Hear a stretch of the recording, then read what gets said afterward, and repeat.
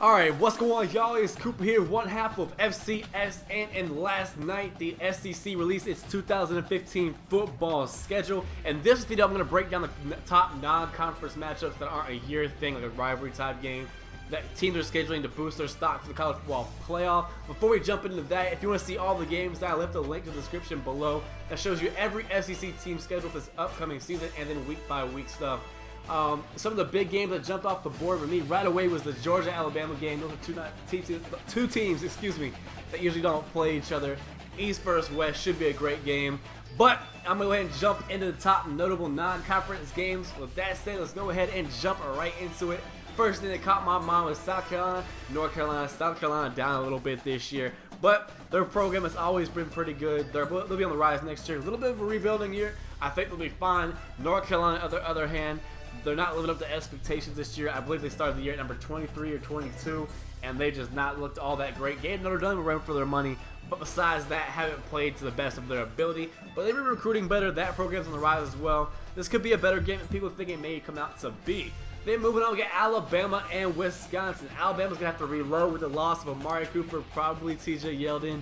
They'll be breaking in a new quarterback with Blake Sims graduating, so we'll see with that. The defense will be a little bit older, a bit more experienced. Wisconsin, you got to give them a lot of credit. They scheduled LSU this season. They gave them a run for their money. That was a close game. They actually had a lead going late into that game before they blew it, and LSU came with the win. Then they got Alabama this year. So LSU, Alabama, Wisconsin's a team that's trying to boost their college football playoff stock, trying to get exposure out there. This game will be in Dallas, Texas. It will be the kickoff classic. Credits to Wisconsin for scheduling these big-time teams. Moving on, we got Arizona State and Texas A&M. This is going to be some high-powered offense, some just high-scoring games. That's going to be a crazy one. I believe this game is in Houston, Texas, the opening weekend as well. That would definitely be a fun game to watch between those two offenses. Kenny Trill versus whoever Arizona State throws up there at quarterback. And then moving on, we get a back leg of a home and home between Oklahoma and Tennessee. I think this was somewhat competitive this year.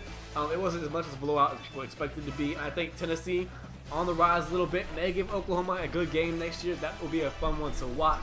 LSU, Syracuse, about mid-season. Syracuse been getting better. They're definitely much improved this year than they were last year.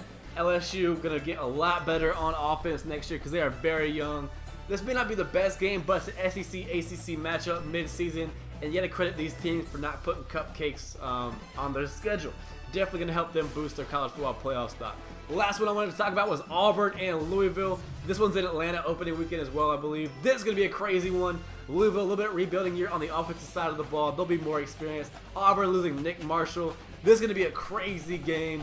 Both very good teams. That's going to be an exciting one. We'll have a great opening week in SEC football and just college football in general for the opening year. So with that said, let me know what's your favorite game or which game you'll be looking forward to the most out of conference involving an SEC team next year. And that link I said will be down in the description below, so you go ahead and check that out as well if you want to leave your thoughts on it in the comment section below. I hope you guys enjoyed the video though. Remember to like, comment, and subscribe if you have not already. Follow me on Twitter at CooperFCSN, and this is Cooper signing out.